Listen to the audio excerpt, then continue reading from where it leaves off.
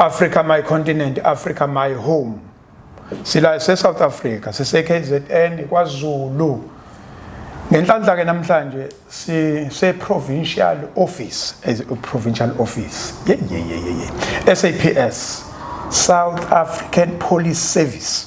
Sewaphuma uforce lowa lapha bawukhipha after 94 nje uforce wakhishwa okusho ukuthi manje sebesebenzela thina la eceleni kwami South Africa ngihleli nobaba uBhengu oyi provincial head othi criminal record and crime scene management. Yes.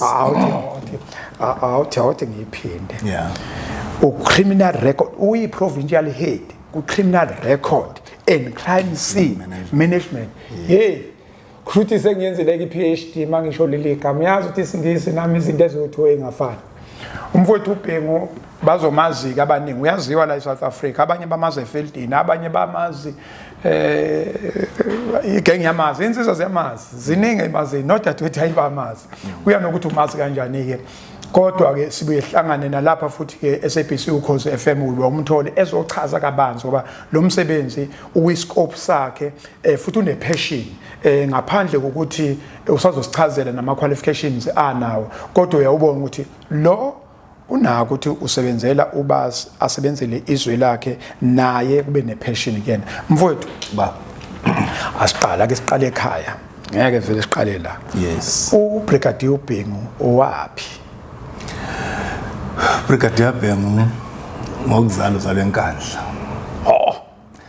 Umfana nje ukhule eLusinkomo ehamba close to 30 km esikoleni. Ethi mayivuka ekseni ashiye isigubhu samanzi emfuleni mayibuya ntambama sithwale ayikhaya. Yes. Umfana omdala kuma wakhe uMandawonde ogane owayegane uBhengu baba undoda. Yes. Nebhadi ke nangenhlanhla kaNkulunkulu waye besemthatha ngesikhathi wayemdinga ngaso. Sisele nomama ke manje. Mina ngumfana okhule wanenhlanhla ukuthi akwazi ukuthi anakele ingane zakwabo. Uma wamedayisa emholweni ezalukwazi nakuphi amathumbe enkomo obhontshisi amakabishi athenga edayisa. So mina bengisana ingane zakwethu amantombazana amabili nabafana ababili besu 5 kumama. Oh yes. Ngifunde lapho mina ukuthi ingane uyayichatha mayigula uyayigeza ingane yabona. So ngikufunde konke lokho mayikhwehlela ingane ukibozana uxobaxoba ufaka ulamulo lokho isiphungo ephuza ingane kuphela umkhuhlane uma mebhiza dayisa. So yibe bengivaqali uma mengekho ngilungisela ingane ngilungisela sihambise esikoleni sibuye sikhamanzi sipheke uma ngekho ukudla isishebo yime bengazi ukuthi imfino ikhiwa kanjani. Ngiyakwazi ukuyikha imfino. Yes. Ngiyakwazi ukugaya umcaba. Ngiyakwazi ukushintsha ingane nabukeni. So ke nengane zami ngikhulise kanjani. Into engikhulisileyo kwanza afika la sisukile ke enkandla ngima ngiqala ukusebenza 1994 ngoba umatric wami ngicina ngiwenza amathuba esizwe eMandeni. Yes. Ngaphansi kwenkosi uMathabi eMacambini. Yes. Sengakhe khona ke manje. Ngathi mangiqala ngisebenza 1994 ngathi no enkandla ingane imoto engangena ekhaya futhi ayingeke ingene namanje ayingeni esho enkandla ngoba yayizohamba kuphi. So ngase ngithi hayi ngiyayithanda eMandeni ngiyayithanda eMacambini ngifuna nje indawo eMacambini kwaphoqa ukuthi ngiphike ukuthi nginobaba. Ngithi ubaba nginaye ngoba inkosi ayingeke ingibheke ngumfana omncane ngathi nginomama wasilahla nqamba mama. Yes. Oh kodwa ke lelo dokodo lelo kusho ukuthi lelo case leyo abaseshe yes siyocela nje provincial commissioner akapheke lelo daba. Yes. Kodwa la ngisizake. Oh wawina. Nawina ya. Phela khona amangamahle namangamabi yabona. Ayikho into engenasizathu sayo. Yes. Yeah. Amanga nje lawa sikuwakhuluma uma ngikhuluma mangakuwe baba Msweli. Yes. Ngisuke ngenzela ukuthi ngithi le nto ngifuna uyazi ayidingi. Yes. So musuku iphoqa ukuthi uyazi ngoba ayidingi. Kungenzeka ikulimaze ngenzeka ekwakhe.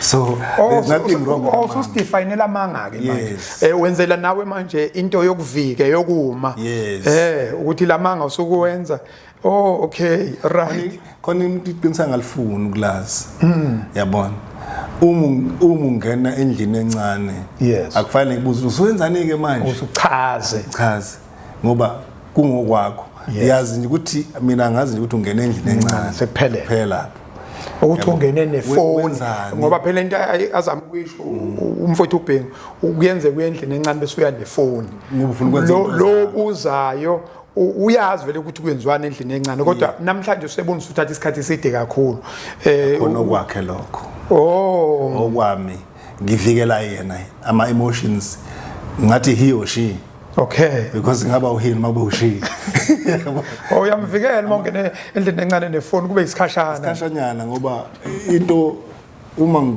kukhona engifuna umngama ngakwazi ngivikela yena ungemvikele ngokuthi uvela ungakwenzi okwami that is why nami nginezinto zami personal mhlambe umshado ngizongena masishana umshado enoshadile ahlangene amafa or ahlukene ahlangene akukho kwakho ngilapha akukho kwakho mawuhlangene amafa akuyona definition yomshado leyo ukuhlanganisa amafa akuyona definition ukuthi mahlangene konke sokushare kusho ukuthi uyi beneficiary eyintweni zami ezu50%.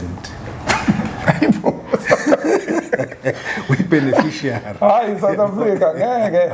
So nangu umphathi lapha ekhuluma inganekwane uthi akhona konke okwethu sindawonye uthi manishade umshado ohlanganisa amafa okwakho phela kuphela amafa monetary values anything that is monetary value no phela nomphefumulo kuyangena nesidumbu ngoba angithi umoya uzongena kanje mangase ube nobudlelwane ngaphandle kuyamthinda nofuneka azi ngalokho uzokwazi kodwa uzokwazi mangizomtshela ngithi there's constitution in South Africa yabona ungathi ama private man even in marriage act lapho talking na accrual or no accrual income or no incommunity there's act if it act may or can or must or shall you must then know what if it says may it's flexible if it says shall it's compulsory it's mandatory so when it comes to amafa there's nothing mandatory yeah, I can't buy one sweet and run to my wife and share it because no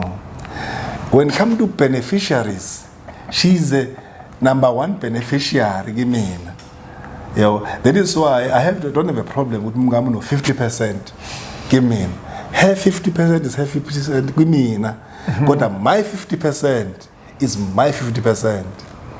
It's part of my life. Right to life, right to life. That's where we fit in.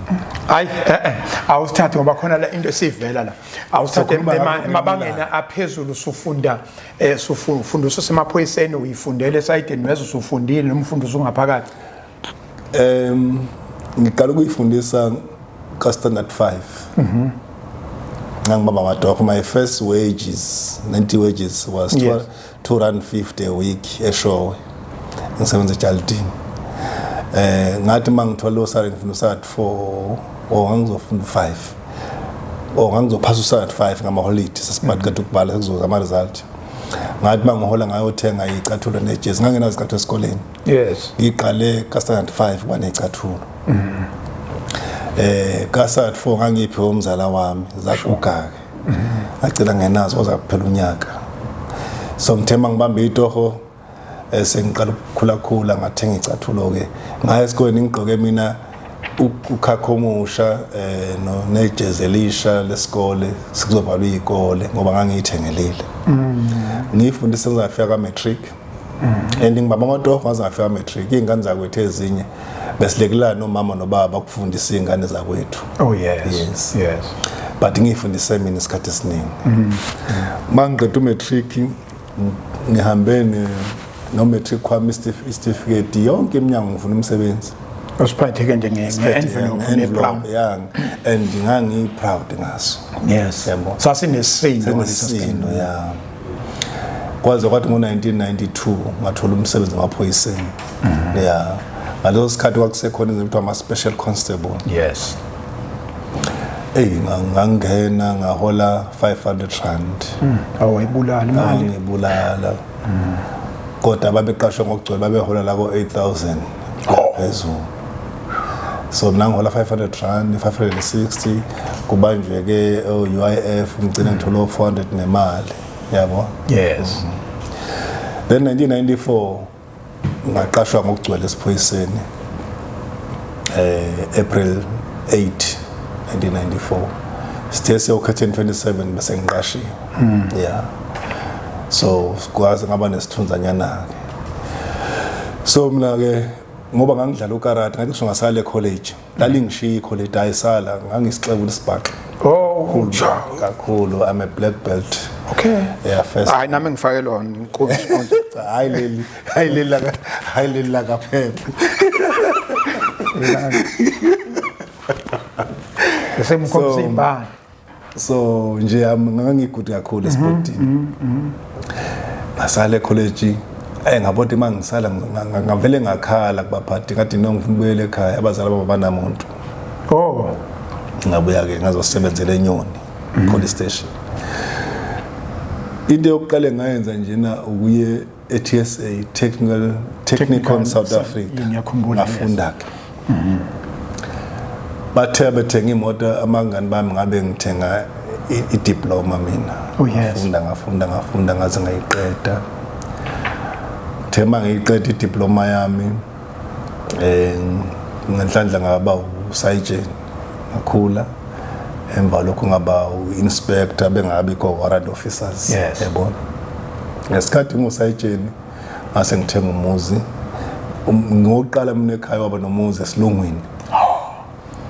Usiphi isilungu? Emandeni. Sikhona isilungu Emandeni? Sikhona isilungu Emandeni hawo. Kunesababa Emandeni. Unama. Ikuphi nendawo? KwaShephisi? Hayi KwaShephisi. So ke base ngina. Yazi ngibona umlungu Emandeni. Khona nabamnyama phela kodwa sikhona. Oh, gang, okay. Sindawo. Khona belungu. Khona belungu. So ngathenga umuzi ke Emandeni ke. Ngawuqala nomuzi ekuyifamily yaKabhengu. Yes. Nje simize la ko-15 kafelwa Bhengu oqala banomuzi lokho edolobheni. Oqala waqeda umatric. Waqala wa ngena emaphoyiseni, oqala waphatha isibhamu. Oqala wathenga imoto. Yeah. Oqala wagibela ebhanoyi. Yeah. Oqala mana le bhanoyi ungaka le bhanoyi ubune register ndanihamba khona abafuni laba ukuthi akakaligibeli. Ingoba ngiyawazi umndeni wakithi. Oh yakwazi ubabho. Ngiyawazi hayi wonke ngiyawazi nje futhi mina ngimdala ekhaya. Yimina ubhuti omdala ekhaya. Yonke lemize la ko-15 ngimdala ubhuti omdala. Yeah. Oqala ukuthi ngihlale kanje nomsholozi sixoxe ngemi-interview sixoxe nje indaba. Ngoqala ukuthi ngijike eParliament. Oqala ukuthi ngiwele izilwandle ngeAmerica. I've been to Atlanta. I've been to New York, I've been to Washington DC. Uyofuna isigebengu. Ngifunda. Cha uyolanda isigebengu. Yebo. Cha bengifunda. Phela ungabani njengoba nje ade kulandwe ukuyozanyo lema la ukuyolanda umuntu wena ukubala njenge ngangacanga ngikufunda isigebengu. Amaphoyisa. Beng-invite. Amaphoyisa wafaka ephayizini. Ubani isigebengu wayesifuna mhlambe labo abantu abanjengo Ananias Smart. Uthi umlandela eduze. Hayi no, angithi ngithe mangikhula esiphoyiseni angena kulento ye-forensic. Oh, okay. Yeah. So I'm a member mle IAI, Shoot International Association of Identification. Internationally I'm recognized. Uyaziwa? Yes, I can testify America, Europe, West, anywhere in the country. Lokho kwenzeka kanjani ukuthi waziwe le thina saziwa kuyilocal? Ifundo wazi. Fingerprint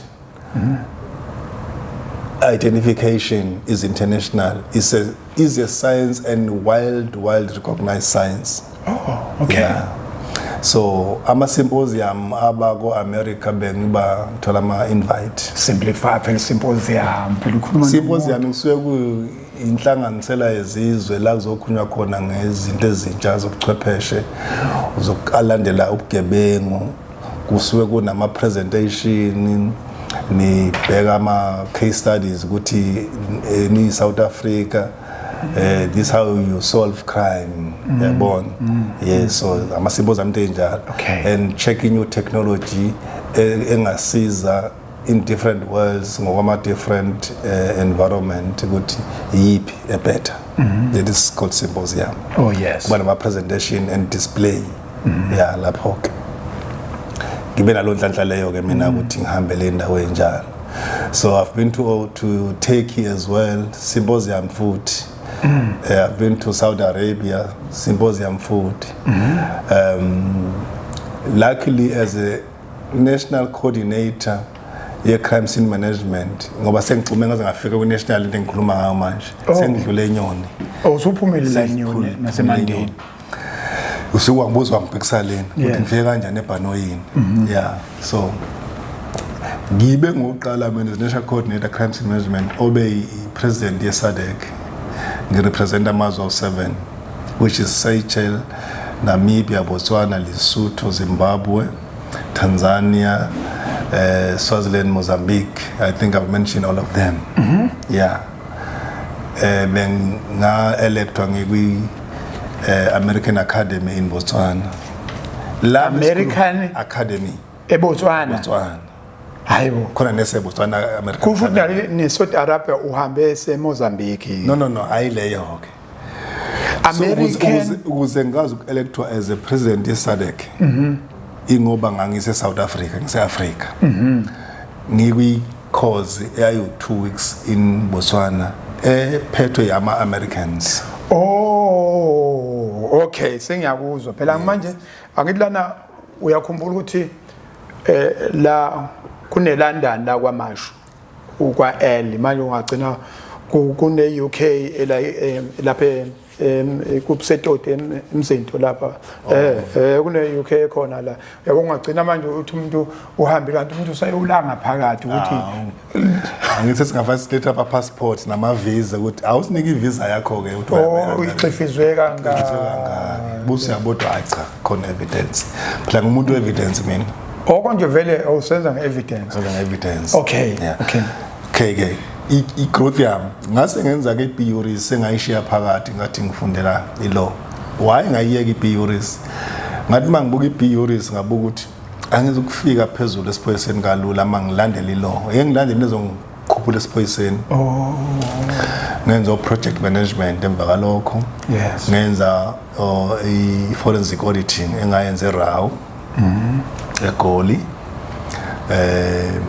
nga specialize nge-interrogative interviewing interrogative ikuphi lokho kusekhulunywa nomuntu osefuna ukuwe flatini no interrogative interviewing uma ukhuluma nesigebengu khona into okuthiwa i-rapport ofana i-develop uma ngikhuluma nawe kufanele ngikwenze emqondweni ungithembe yabona ngingakuthembi kodwa ngikuthembe ungithembe kodwa yabona ubone ukuthi yabona la angizile kuwena as an enemy sizosizana remember ukuthi isigebengu sifuna usizo na victim ifuna usizo so mangifika as an investigator I must build that relationship ukuthi ungitshele iqiniso ukuthi lokhu kwenze kanjani ukwenzelani why did you have to do it ukuze ngikwazi ukukusiza yabona because angeke uphile ngobugebengu ufana ugcina ushintshile ebugebengweni that is why kukhona i-process ye rehabilitation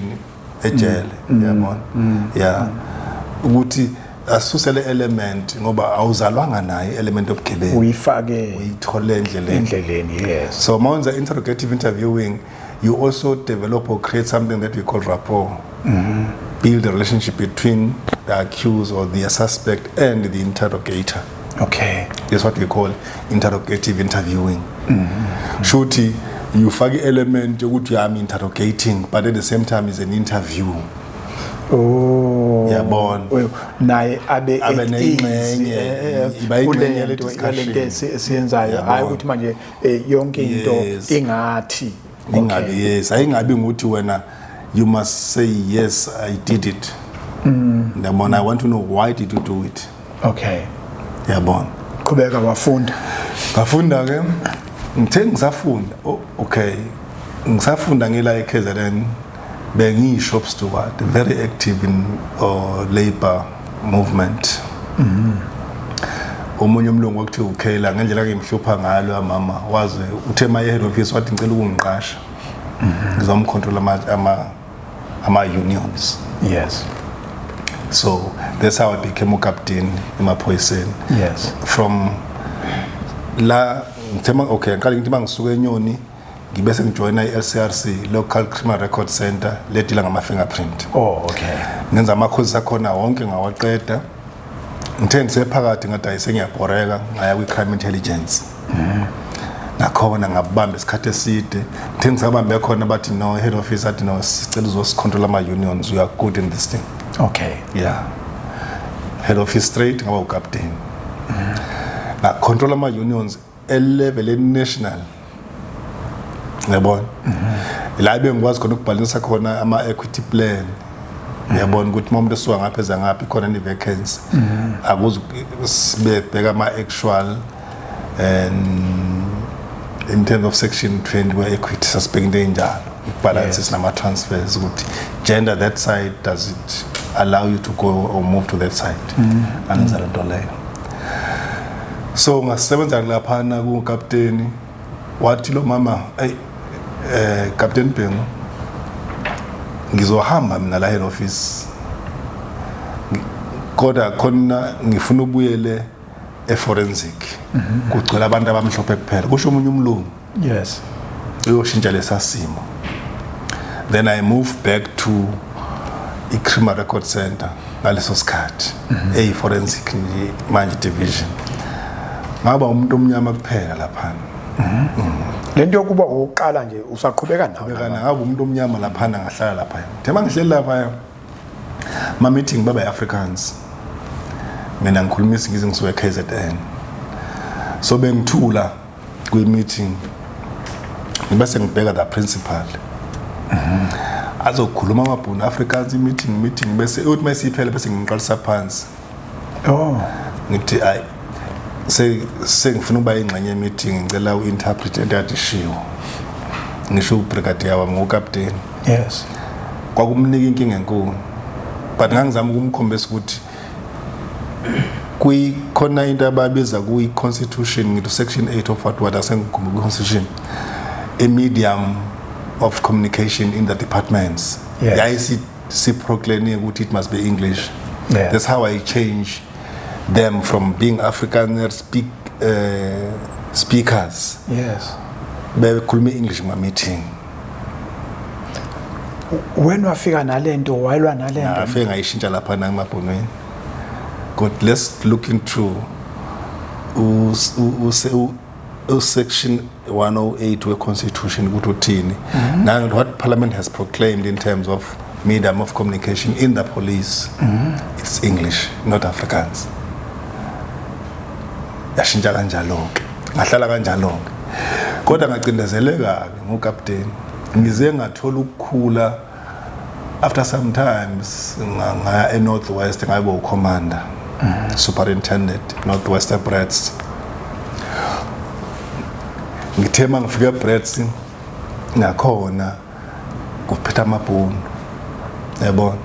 The day ngiqalile ngayishintsha from today's English.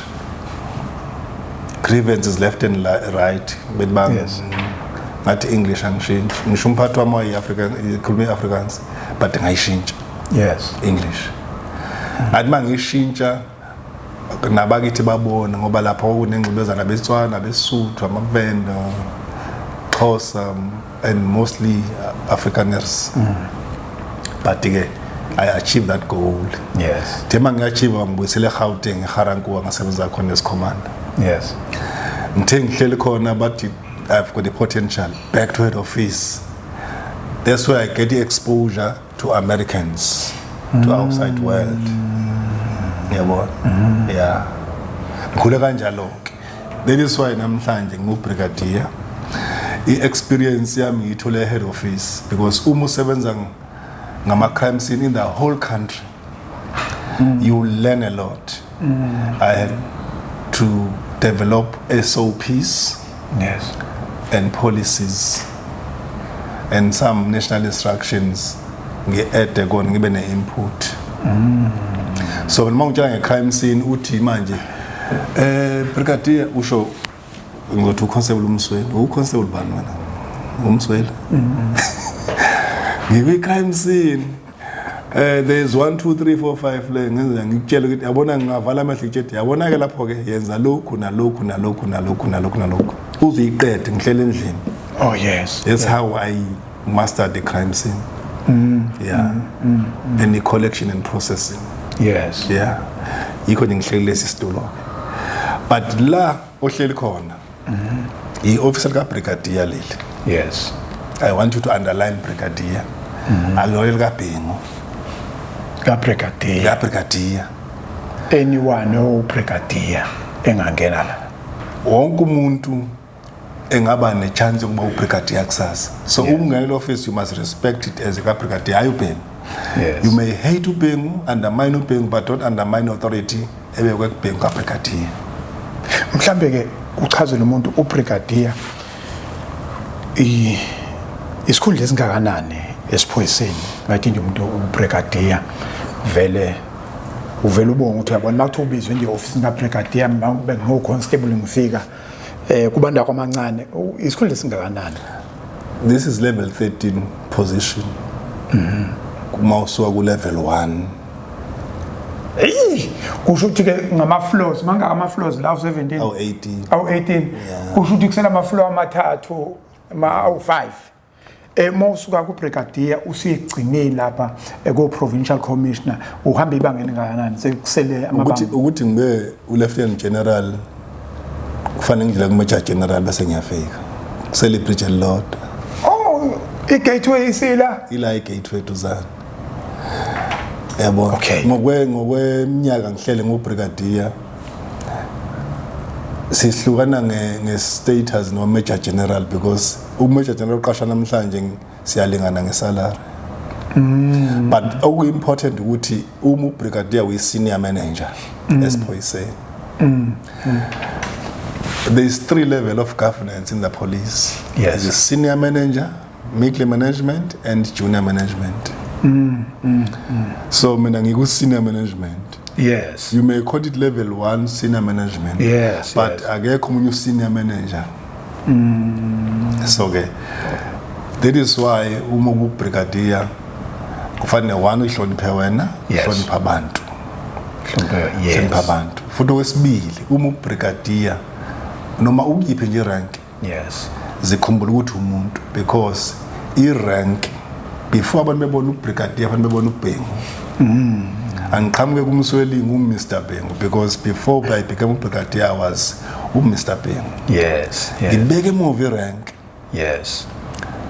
Because i-rank nginika that power ukuthi ngilide abantu. But uba uMr. Bhengu finally mangifika umama athi ndodana engathi brigadier. Yabo. Mangifika kubaba athi mfana wami engathi brigadier. Yes. Because I cannot be ubrigadier ekhaya. Yes. I cannot be ubrigadier mangifika enkosini uMathaba. Yes. Fana inkosi uMathaba ibona umuntu wayo. Yes. Usengathi ngokukhula kwakho esiphoyiseni awungiluleke lapha ke njengobrigadier emaphoyiseni. Yes, ila uzovela khona. Sengizovela khona. Izobrigadier ngiyithi angithandi kahle. Ngibona ukuthi ngicela nje mase ngila ekhaya. Ungangibiza ngobhuti noma ngobaba noma ngomalume ngoba ngisekhaya noma ngisithakazela ngiqhatha nabantu nedlozi lakithi. Africa my continent, Africa my home. Ngicabanga ukuthi ke i-background usuyizwele bese sakhuluma nge-background ukuze masikhuluma la bese kuyibamba kahle ukuthi sikhuluma noqweqwe hayi umuntu ozositshela ukuthi uyoqweqwe engakwazi ukusitshela ukuthi uhambephi ngicabanga ukuthi usuyizwele uma ukuthi khona okunye futhi ongakuzwanga hayi ungabuye ubuze usubonile ukuthi hayi inkonzo endala imidwa yethu kade kwasibona iyayazi lento akhuluma ngakho siyinto lekuthiwa mhlawumbe kuhamba ifunisela uhamba iphethe ama note uyamuzwa nje uvele to section bani uthi i-medium of communication kumthetho wase South Africa so ezinye zezinto ezinhle ngokuthi ke isiphoyisa kuyabonakala ukuthi uyasiphila isiphoyisa hayi ukuthi usebenza emaphoyiseni nawe usebenza emaphoyiseni uyiphoyisa because there's a difference kune difference manje abantu bayi understand ukuthi kune difference yomuntu osebenza emaphoyiseni nomuntu oyiphoyisa uma uyiphoyisa njengoba uyichaza ukuthi uyazihlonipha wena uhloniphe isikhundla sakho nomsebenzi wakho uhlonipha abantu okay mfowethu into esiyizelela enkulu size sifuna le background sisenze kunezimbi sisesikhathini esibi khona ingoma ebengiyilalele konje iculo bani kanema onkumbuza Beyonce lethi sekufathini ekamqashiyo mfowandlovu yeah izolo bengilala emqashiyo mfowandlovu ngithe ingane yakhe ngidlalele lezi ingoma ezindala uthi umqashiyo cabanga umqashiyo cabanga insizwa zo 62 lapho yabona umaskandi umdala yabona yes engangimthanda nami yes uthi khona ingoma ayicula athi sekufathi kufa izingane konakeleni cabanga ukuthi ke umqashiyo akuyona ingoma yangonyaka odlule yena wayisababaza kusa introduceka lento yokufa kweingane futhi nakhona ukufa kweingane zisagula ngoba kwangayona into endaweni ejwayelekile ukuthi kufa ingane endaweni kwakufa ubaba omdala noma ugogo noma umkhulu leso sifo kube isifo manje ke la asakhuluma ngesifo sesikhuluma ngokuthi iSouth Africa igcwele amanzi kule South Africa egcwele amanzi ngazi ukuthi thina siyiKZN ngathi thina kakhulu esigobhozisa igazi sizokhuluma kakhulu ngokuhlukumezeka iviolence ehamba iviolence igcina isecategorized sekuthiwa ke manje khona iGBV mina bese yangigwaza ke angifuni ke wena ungene lapha la kumseleni wami ngoba lama sekuthiwa GBV bese ngiyibuza ukuthi nakho njalo iGBV bengakhona ukuthi ithi umuntu wesifazane ithi ukubulalana kwabantu lapha abasondelene kodwa bese iyajikwa besithi hayi avikelwe ingane kuvikelwe umama bese kuba khona abantu abazosala ukuthi njoba sisempini yini lento singayi-addressanga as impi i-violence impi i-poverty impi esikuyona bese ke siqala sithi indoda iyahlukumezeka ndoda unenkinga inkinga yakhe ithini sixoxe nendoda sixoxe bese sikwazi ukuthola amaphuzu kuyona siye kumama uyahlukumezeka umama yena herself ekuhlukumezeni kwakhe unamthelela muni kuloko kuhlukumezeka okhona ayibeka sesiyalwazi udaba lwangapha siyalwazi udaba lwangapha siyalwazi udaba bese sihamba ndawonye kule nto yokuhlukumezeka esibizo uzoyifaka noma uyifaka ngeviolence noma ungayifaka ngeGBV owakho umbono ngibuza sisuka lapha ya kathi ukuyade ingane zakini wathi ingane zakini uyakwazi wena ukuchatha ingane yakini kunodadewenu abawu2 kunabafana abawu2 ukunakekela into yazi ngibuza njengobhuti wakwabhengu yes uthini wakho umbono kulento yokuhlukumezeka kwabantu behlukumezana bebodwa abazana asikafiki nalabo abangazana well my understanding and my knowledge ithi ayikho iGBV Act awukho umthetho olawula iGBV kodwa kunomthetho obizwa ngeDomestic Act mhlambe that's one of ama confusion akhona ngoba isuka manje estradini yongena ecastrate iDomestic Violence Act ayisasho ukuthi gender based violence ngoba i-gender based violence ingenzeka emsebenzini ingenzeka estradini ingenzeka noma kuphi kumuntu ongamazi yabona okay ngoba masithi gender kahle kade ingekho into kuthiwa iGBV yes bekuyi domestic violence ebidila nokuhlukumeza kweingane nabesifazane yes kuthe mangena zonke le alamanye ama gender asekhona kwasikuthiwa hayi ingathi ayisekho relevant into ekuthiwa by family and violence family what women and children violence act something like that basebenzisa GBV ngoba bathanda ukufaka wonke ama gender in a basket. Okay. Yabona. So this GBV kwi relationship izokhuluma ngo partner wakho.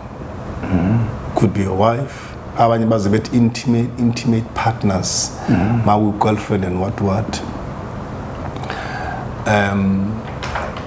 Ebese mawithatha uyiletha kuyilento ye partner kushuthi ngaba ngunkosikazi nendoda noma life partner noma girlfriend ibe nema categories amaningi izothi into emotional abuse yabona mhlawumbe izothinta no sexual harassment yabona isingaqhubeka ke makufike enganeni lapho uze expose kuma pornography and stuff ekhaya yabona. Yes. Yeah. So yilo ngcenyanyana ethanda uba inkinga kakhulu kodwa ibisithi ke lento how do we treat it yabona. Yes. Uma ngikhuluma nomsweli efike ekhale nyembezi, do I know how to diagnose a problem kamsweli?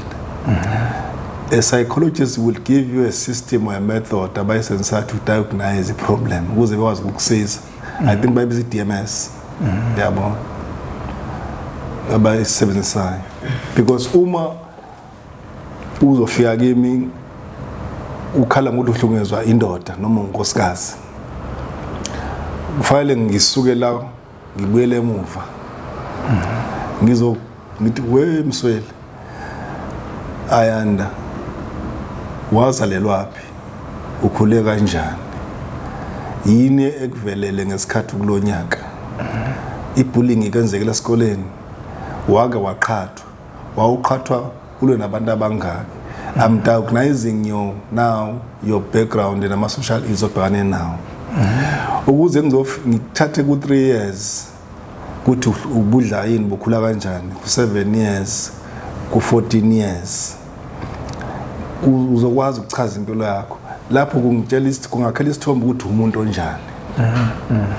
So uma ufika kuma relationship kushuthi kufanele ngabe your partner uzokunderstand ukuthi uma ubehave kanje kushuthi kuvuka le yanto eyakwehlela no 18 years no 7 years yabona. So izinto ezibhekana nazo zidalwa yihistory ne background yethu isikhathi esiningi.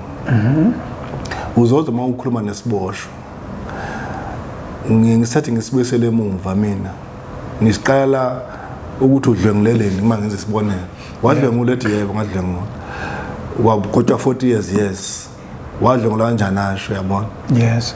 Bese ngibuyele emuva sengifuna i-background manje ngenze profiling yakhe manje. Yes. Yazi uma umqala uya lapha ko 3 years uza naye uyabona umuntu kahle ulimale ku 7 years ukube lento ethi it takes a village to raise a child sayisebenza ngaleso sikhathi lo mntwana bengeke agcine edlwengula esena 21 years sasokwazi ukuthi ngalesa sikhathi sibone ukuthi ku 7 years unenkinga sasiyobiza social worker because that's where other department comes in and fight any crime. Culture must play a role, religious must play a role, health must play a role, traditional leaders must play a role and fight any crime. Bese kwamaphoyisa no correctional services udlala irole yawo yabona. So uma usuyithola ukuthi lo muntu ulimale ku 7 years uzongena ejele nje ngaba ngenanga ejele ukube the neighbor umakhelwane wakwazi ukuthi alekelele this neighbor bakhuluma the same language and but develop a system or a pattern of parenting these two neighbors and two children in different neighbors. But this parenting part of it is not there because there is no master in parenting. Yes. Msweli today, but you can't give me a theory about how did you develop your children with parenting kanjani. Yes. It was a mess of God ukuthi ube nomntwana ozothi baba ngasebenza nawe trust. Yes. But ukuthi kufike kanjani ukuthi trust you don't know. Yes. But the question is, who develop a parenting guardians? Who does a parenting? Umntwana usiyaboshwa ku-25 years kanti ulimale ku-7 years. So ngibuza iboshwa wakhe. GBV nayo kanjalo. I-GBV iqale ukuthi umama la endlini nobaba bedlalisane phambi kweingane nazo ke idlalisane ehlathini. Iqale la endlini ukuthi umama alwe nomama la endlini ngamazwi. Ingane ezikhali ithinteke. Ihlale enganeni ikhule nengane. Yabona bahamba uma bomhlabeni ingane ikhiphele upartner wayo lento lena. That is GBV. Yabona. So how do we then deal with this thing from the root part of it? Yes. And make sure it is cleared. We don't have that opportunity, and no one comes up at I will educate you. There is no master, there is no professor. I can teach you how to parent your own children. Yes. We can only do it if mazowenza as umphakathi. Yes. Angizwani nomsweli ezimakhelwana wami. Ukuze sikhulume language efanayo. Yabona? Ubukhelwana bube khona. Yes. Sibhekela nengane zethu. Uma ngifica ingane yakhe ibhema ngithi ngizomtshela ubaba noma ngiyishaye. Yes. Ngingathi mase ngishaya ingane yakhe buzo uthi wayiniko bani yami ingane ozale yakho. Basho njalo abanye makhelwana. Yes. I-GBV iqale lapho ke. Yabona? Because psychological lento mayikhula uyibona ngathi right. Yes. Kanti kusasa izokufaka ejele. Wazi ukuthi uzunkosikazi akuhlonipha nomshayi nomthethisi. That is GBV. Yabona? Uma sekuthethisa yena usiyasekwehlisa isithunzi ufuna ukumshaya futhi. Yes. Yabona? Ayikho indawo la ufundiswa khona ukuthi mnike isikhala araise concern yakhe nawe raise yakho. Bese simbuzana ukuthi siya kanjani phambili inkosikazi kule nkinga lena. Ngiyasizwa isikhalo sakho. Yabona? Yes. Kodwa ma ukhona umuntu onepower edlule yomuntu, that is why bengivezela into ekuthiwa i-rockside. Where a husband kills a wife. Yes. This is why bengivezela into ekuthiwa i-mariticide. Where a wife kills the husband. Yabona? Yes. That goes izofika kuma insecticide. Anything that infanticide, well, femicide, part of GBV. Yes. Yabona? So if singayibamba kwi-root cause, kwi-development, departments comes together, fight crime from its sandy soil. Yes. Not when the plant is growing, because we'll never catch it. They'll never stop it. There's already water in there. There's already blood in there. Yes. How can you cut it now? Because it's gonna bleed. Yes. We are bleeding because Tina Sibe community in a direction, not only in Africa or in South Africa, in the whole world. There is no professor or no parle an article at this how may I deal with my family or my children. There is no government or timina ginale solution to deal with the GBV. Yes. Yabon. Tina, we are reactive. We are not proactive. Tina, we are not supposed to run behind Ikebe. Because I'm about to say yes. So, next question my points out 1,000. For fana sikade thina bazokade ukuthi abantu abangadla amabhubesi. Yes. Hayi ukuthi abantu abadla nebodo. Kushuthi konakele.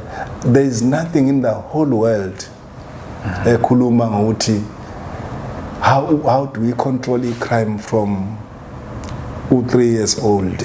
Yes. They don't have such. I've checked my research. Maybe ukhona professor criminology ozoqhamuka. I-criminology ujisa ukutshela ukuthi there is social ills. This is superficial. Because there is no social ill kumntwana azalwa nayo. Ayekho umntwana ozalwa isigebengu. Umntwana you teach umntwana to speak isiZulu. Yes. Umntwana mangase umzali umbeke lapha elwaneni ngabonga njengeinkomo. Kodwa ngoba uzali wakho khwela uzokukhuluma njengengandla ekhaya. Yes. That is why sineyingane ezikhuluma English kuphela ngoba zikhulele kubelungu kodwa singamazulu. Yes. Because umntwana uyafunda. Yes. Kuhlale kuyena. Nathi sifundisa ingane zethu ubugebengu at the youngest age. Ngokubona ukuthi ma upheka ibhodi ulitest umntwana azofuna ukulitest. Yes. Yabona? Ma uthatha umntwana ufika nosweet uthi dlana uqede.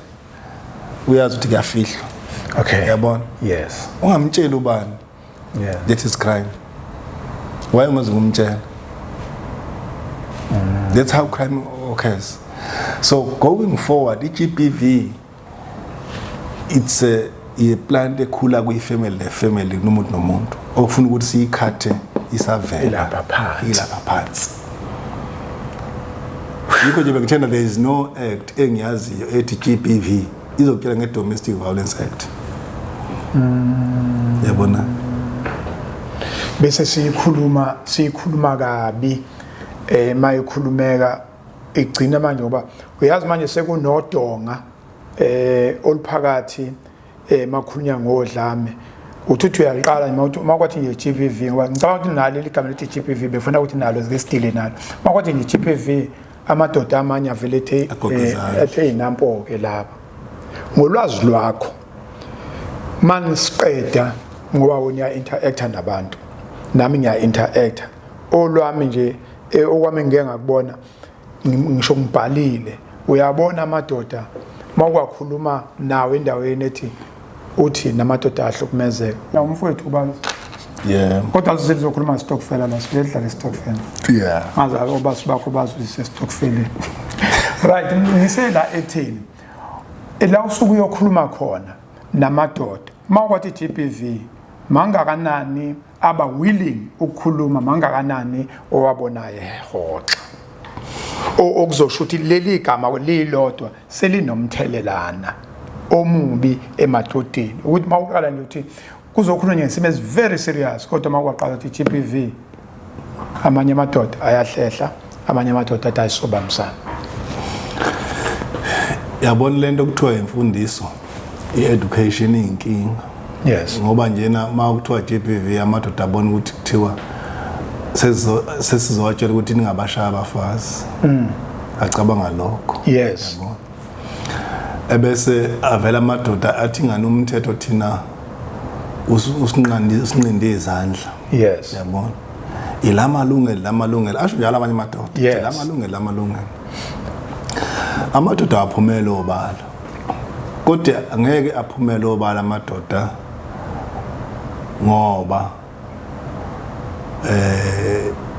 awafundisiwe kahle hle ngamalungelo awo nangendlela yokukhula natural nkosikazi ambala amadoda anqavuzana ngamazwi namakhosikazi yabona uyakhuluma yabona amba thina naturally siyathula esakhuluma ukwazi umlalele nje bona ukuthi hayi ingathi uyaphuma esandleni kodwa usuthula nje ufuna uzogcina sefike kuphi yabona mhlawumbe usosha amagama amabili amathathu egcineni uma usuthi hayi ngiyakuzwa nkosikazi asitshele ukuthi uma ethi yabona ngoba ngokuthi mangithi bese kuthiwa ngiyamhlukumeza avela khala memeza yabona. Yes. So amadoda awakhulumi-ke avela afele ngaphakathi yingakho amadoda la explode khona thola ukuthi enza disaster kufa umntwana kufe inkosikazi kushengisha indlu yabona kukulula nje kusuke kufika ngempela i-TLB enhlizweni kandoda ihliphiza yonke into so maningi ahuxeleke emuva kudinga masokhuluma namadoda sizinike isikhathi esingaba u3 days okungenani futhi hayi amaningi. Yes. Because yabona into esuke iyavimba kakhulu mazokhuluma nawo siyakuformalize sikwenze round table sikwenze ngathi kuformal asikukhulumi nje basuke ngathi siyayiphuzela sidlela kuthize yabona. Yes. Ukuze ingqondo iqaqeke. Yes. Ingqondo iba conditioned ukuthi kuzokhulunywa ukuthi asifiki lapha ya esokhulisana thina njengamadoda esibaye nje kunomcimbi ukuthi ku-infiltrate abantu sizokhuluma emcimbini noma ngabe mhlambe kuyamncwatshwa lapha lababambayo sishaya ipiki ibingene lenkulumo besiqhubeka ayifiki lapho once waye aba too formal ibisiba condition yamkhipha umuntu wesilisa umuntu wesilisa ukwazi ukukhuluma mayenza into enze into yabona ebebhizi ngenye into ebekhuluma ingqondo ebiyakwazi ukurana kodwa once wambeka kwi tight corner uthi khuluma ngokuthi niyahlukumeza kodwa indaba anikhulumi ngani uzodinga namalungelo bese siphele inkulumo so kwenzani abafazi mabo sibopha ama-police station amaphoyisa suma kukhiphe wonke amaveni makufika mina kubiza isigungu kuhlekwe yes yabona nindlela kusenjalo kwamanye ama-police station kodwa ngathi ibikhona into enjalo yabona so amadoda ngingasukela buyele emuva ingakho amadoda ngicela ukuthi umbono wami lo awukho emthethweni ingakho amadoda ngowami umbono esheshe hambe emhlabeni afile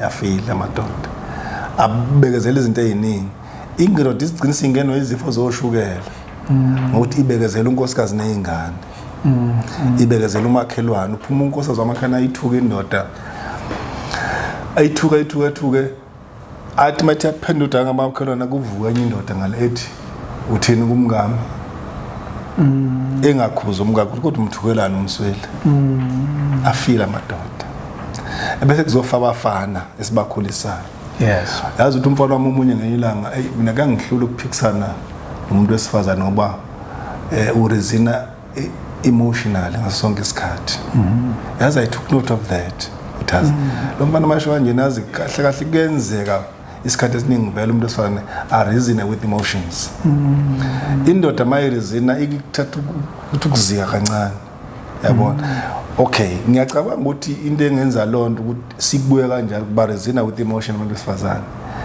ingoba befuna ukuyidefenda bayazi ukuthi indoda iza ngeyidlakela the only way ukuthi ngisidefend ukuthi ngiphakamisa isizwe ngiyabona njengowesifazane mhlawumbe akazi kungishaya yabona those are emotions yabona so yikho nje ngithi ke umbono wami ukuthi amadoda afehamba futhi ingakishiya ahambe emhlabeni ngoba amadoda mawubuka kahle wona ngeno izifo eziningi ukuthi agwinye izinto eziningi yabona indoda iyadla into engayithandi yabona futhi indoda isikhathi esiningi ifuna njalo ihlale ijabuliso wayo wesifazane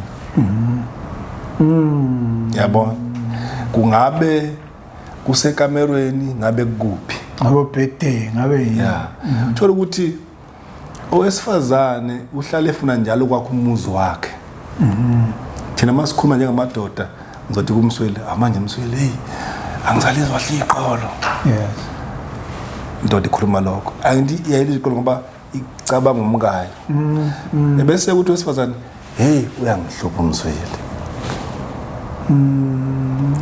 ukhona ubaba emnambitho ungakusiza ukuthi Msweli angakuhluphi bakhuluma lokho abanye besifazane ngicela ningizo kahle balaleli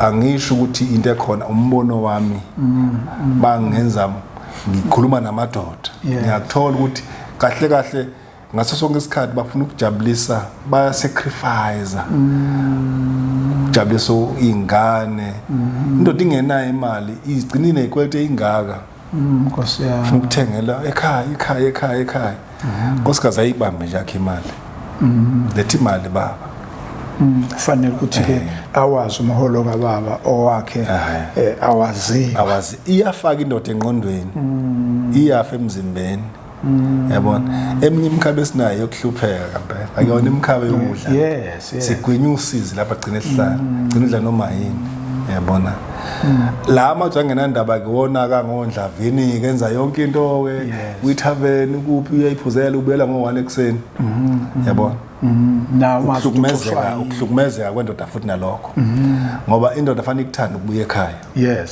yabona ibuye nje ekhaya izonakekela izojabula izonakekela fanele ikuthanda ivuke ekseni ilula indoda hayi ukuthi kuyathusa ukuthi ngathola indoda ethaveni ngo1 ekseni ngo2 ekseni ngo11 ekseni ebusuku unomuzi lo muntu unezingane ukufuna mayebuye bese ethi ingane zala ekhaya zimitha njengoba umfazi akayigadi kanti fanele kade umfazi kuphela yini ngoba ezethu ingane yabona ngathi mangitshela umunye umfowethu ngathi yabona mawuthi ngo11 12 usethaveni ebusuku ngelila ngiyofica umlotha yes kwakho kusho umuzi ungekho ungazi ukuthi uphi yothina uNkulunkulu but ukuhlukumezeka umuntu akutholeka asaba ukukhuluma thina abomsweli asifuna ukutshelana ngeenkinga zethu sobabili yes ngicela uma utshela mina ngawe ngizokuhleka yes futhi kunjalo yes abesifana bayakhuluma ngeenkinga zabo yes balekelelana beyisolve yabona mina nje ngizakuthi hawu uzosuka ngithathe kancane umsweli mangithi yabona kanti inkinga ileyo sifile psychologically yabona kisingamathu indoda yomZulu baba umsweli aqoda ngisho ubuqodo ngokuthi ufanele ubeyibhumese ekhaya yes yayiba umnumzane iphumele iwe umnumzane isegcekeni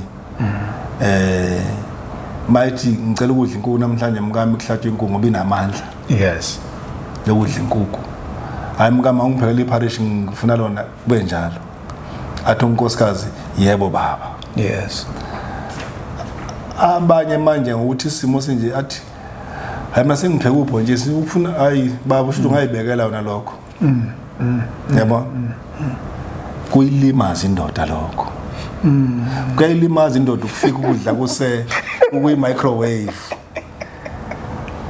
uthi ungena athi unkosikazi uyobhela lapha ku microwave udla kwakho kuyilimaza indoda ifisa ukuthi ngoba ithema iganwa yathi manje ngiba umnumzane yes ngizoncebeleka yebo kubuhlungu ukuthi unkosikazi loyo muntu ayibeyisebenzi yabona akabi isebenzi unkosikazi yabona cha nje brigadier angihleki kodwa ngiyahleka ngicabanga into njalo kuhamba nendodakazi yami noma ngihamba nomama angithi ngilo muntu osemakhaya into elula nje yobala angikwazi mina ke sengikhuluma ngami angikwazi ukuthi ngisemcimbini usibizile ubhengu lapha bese akube ukudla lapha amatafuleni angithi sekuyophaka mina ngikwazi ukubamba iqueue mina ngihamba nomngami ngihamba nengane exactly manje ke kunalesi singisi okugcina kuvela amagama kuthiwa ungathi upatriarchal ini ngeke mina ngilandele umngami mina siyobamba ngithi mina ikhishi elomngami even ekhaya ikhishi ilintombazane elikamngami ngoba ngisho umuntu oqashwa khona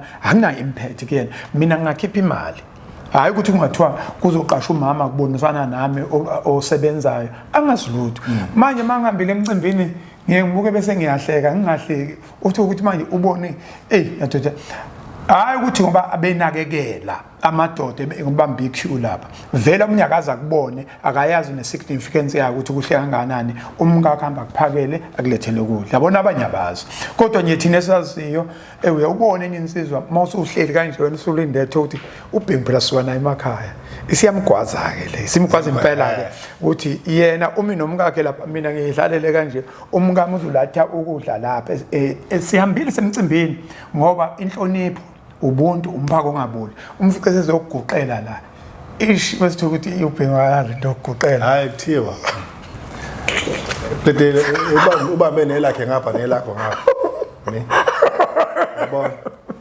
manje mina nginelo ndladla ke nami ke baba umsweli unkosikazi wami ngisemgcimini yangiphakela noma ke nje ngihamba nosisi yes nezingane zakithi bangipha ngisho ke la ngitohoza khona shame izingane ngiyiphethe zithi brigadier sikuphakeleni yes mhlambe ngithi awuthi ngizobona okay uzoshaya lokho nalokho kusuke ngilethela wayihlayela phansi ngifundise lokho ngize ngibatshele emsebenzini ukuthi mina abona emsebenzini iprinciple engisemsekhaya einganeni zami discipline what are same principle emsebenzini yes ayake ngimzonda ubuntu ubuntu ngena yonke indawo indlela engithutha ngayo ingane zami ekhaya indlela engithutha ngayo abantu engisebenza nabo yes ongathi wena mhlambe abasebenzi bakho kumina kubona abasebenzi opartner bami engisebenza nabo ibone kumehluko ukuphila kwami ukuthi ngifana nobaba kubona ngubaba ngumama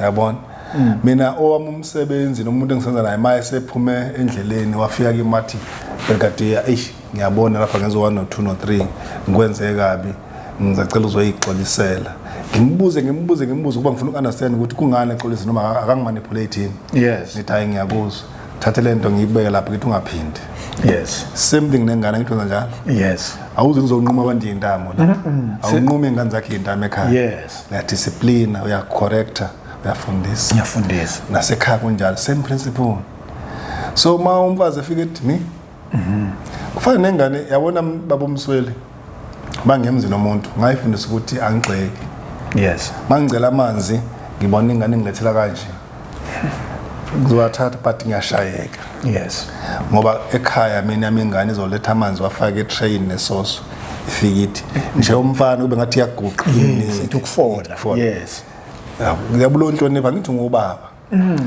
phela singamakhosi ingakho sidala amakhosana yes singamakhosi emzini ethu yes uzala inkosana yes uyothatha over kuwena yes ingakho ingane yakhe izokujabulela ugana ngoba ibona indlela ophathwa ngayo mawuganiwe wena kodwa mawuphethwe kabi umkakho izothi ingane akangifisa ukuganwa yes mawuphethe kahle unkosikazi uphethe kabi unkosikazi wakho uzothi ndodakazi wakho ngifisa ukugana mina ngibonile ubaba ukuthi umhlumeza kanjani uma wami yes GBV yes that's a definition of GBV that treatment at home domestic violence yes Domestic Violence Act qhamuke lapho kwenzeka izinto kwase kuthiwa kubeka umthetho yes kwenzeka izinto kwabakhona ubulili obufanayo obushana kwathiwa kube iGBV asazi kwenzeka kupho okunye kuthiwa akushaya umthetho noma kubhala izinto ezothi ingane ikhuliswa kanjani yes eSouth Africa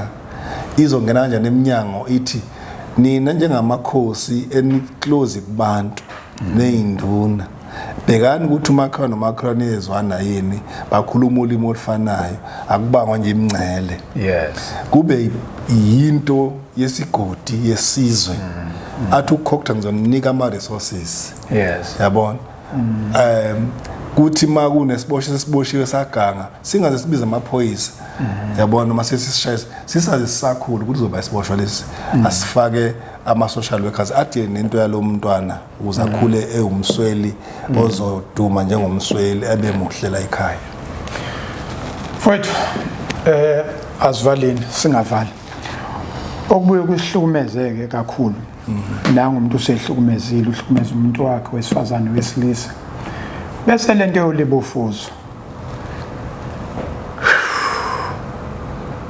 ithini into last time ngichecka ngazi ukuchecka kwami onwazi kahle ngachecka ngangifundela lento yeni futhi hayi ukuthi ngangena ku website yini ethi iWestern Cape ine forensic lab ephelele isho njalo ithi Gauteng ne forensic lab ephelele angazi nena nani la ne PE hayi nani right mase ngiyobuka indaba yama stats isikhathi sachecka nganti kwakunyaka odlule population yayithi kwaku 15 million eGauteng ngalezo sikhathi ithe Cape Town babi Western Cape yayino 7 million.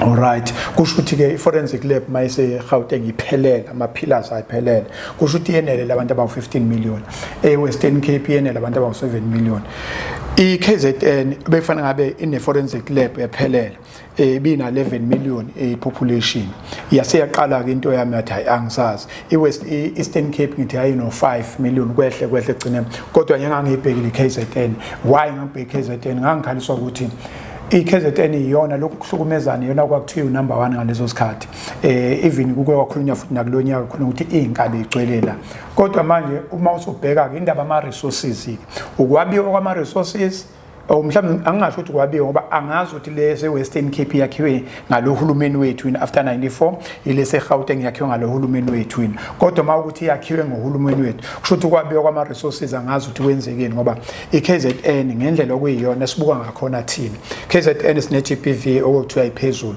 KZN sinalento yokuthi abantu bayaminza kakhulu sinemfula eminingi angazi noto istate sami se right sinemfula eminingi okuyiyona eingozi emphakathini sinalento yokusha kwemizi isikhathi esiningi KZN bese kwenza lento yolibofuzo igcine isifuneka kakhulu ukuthi kufanele ngabe ikhona KZN kwenzakalani nishoda ngani okay yabo lento ye leadership naku government mhlambe singathi inkinga yes ukuhola kwabaholi akufani nama priorities aba wefani makuza kuma needs yes yabo wonke umuntu wenza isubmission ye-need yakhe cisho ngokwe province yakhe noma ngokwe component yakhe noma ngokwe department yakhe ngizama ukuyindlalela. Yes. iGauteng bekuyikomkhulu la wonke yonke iminyaka. Yes. Isikhathi esiningi ekudala ingakho ama resources ayemaningi eGauteng ngaleso sikhathi. Yes. iCape Town inakho ukuthi kuthiwa iyathanda ukuyimela noma ukuba nezinto futhi kuya ngokuthi bayibona ukuthi bathini Kapa ngeke ngikwazi ukuchaza ukuthi isizokuthiwani. iKZN ngizothi ama priorities eKZN mhlambe makuza kuyintweni zama lab were very skew. Kusukela ngesikhathi kungaba ngesikhathi sobandlululo noma emva kwesikhathi sobandlululo after 1994. Yes. Kungenzeka ukuthi leadership mhlambe kwi provincial government abakubonanga kuba faka phansi kwengcindezi ukuthi i-forensic science laboratory eKZN ibe fully capacitated, ibe na wonke ama department. Yes. Ungafaka khona o biology. Yeah. Because into ye-DNA ikwa biology. Okusho biology is one of the biggest section in Pretoria. Yes. Lapha na ku Pretoria Street. Ayibheka ukuthi sidinga izinto i-chemistry noma isawu i-scientific analysis ukuthi i-crime mayiphezulu kangaka eKZN shothi onke lama footages abantu bafaka ama-camera emzini yabo. Yes. Ayibheka ukuthi sizodinga i-evidence kula ma-camera to identify ama-criminals aqhazibeza abantu. Yagcina i-scientific analysis iba sePitoli ezodila khona ngoma image analysis. Yes. Ayikho image analyst eKZN ise-Pretoria yabona. Neminye iminyango eminingi why ngitshela ngama image analyst ngoba indawo eningi inama camera siyabona ama footage. Yes. Nangu umuntu eshaya umuntu but ukupresent evidence oyithatha kwi footage wenkantolo udinga specialist. Yabona. Yeah. Okay, i-collection ye-DNA iningi eKZN ngoba I think so number 2 kwi-country ene-crime ephezulu. Esicontributor kakhulu kuze namanye ama-provinces if singabambene ne-Western Cape.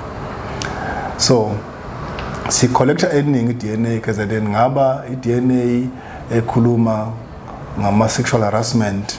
Yes. Noma i-DNA ekhuluma esiyithathe kuma-crime scene, different crime scene yabona. Ngabe i-DNA yokulinka the deceased, unknown deceased and known deceased yabona. Yeah. Mhlawumbe sekhona ku-DNA khona into kuthiwa bayibiza i-victim identification. iKZN inanaba nemizimba eminingi mangithi imizimba ngisho idumbi. Yes. Yabona. Eyidinga victim identification ukuthi zihlonzwe ukuthi ezoba. Yes, uzibeka sengcono. And ikhona ePitoli, ikhona nase Cape Town. Yabona. So kuningi okungekho eKZN. Okunye futhi okungathi kucisho kwaba wrong eKZN ukuthi i-lab ekhona yakhiwe kwi-flooding zone eManzimtoti. Ikhona imishini eManzimtoti kodwa iyalimala ngasonke isikhathi makukhona ama-floods. Thoda kwenzeki. Enza izinto zo-ballistic, izinto zo-chemistry eminye, izinto zo-fire nani zikhona lapha no-drug kukhona. Kodwa incane. Kuneminyaka ke edlule cishe mhlawumbe la ko-10 kushuthi sekuduring idemocracy ke manje. Yes. Kuthe macishe ukuhlonza yase-Western Cape i-forensic lab science laboratory esePlatekloof naseKZN kwenziwa njalo ePinetown kwane-site e-allocate-wayo ngokuthi ama-priorities mhlambe ase-KZN ebengayathi forensic science laboratory ayikazi yakhiwe namanje. Eyase-Western Cape yakhiwa yazi yaphela during idemocracy sikuyona.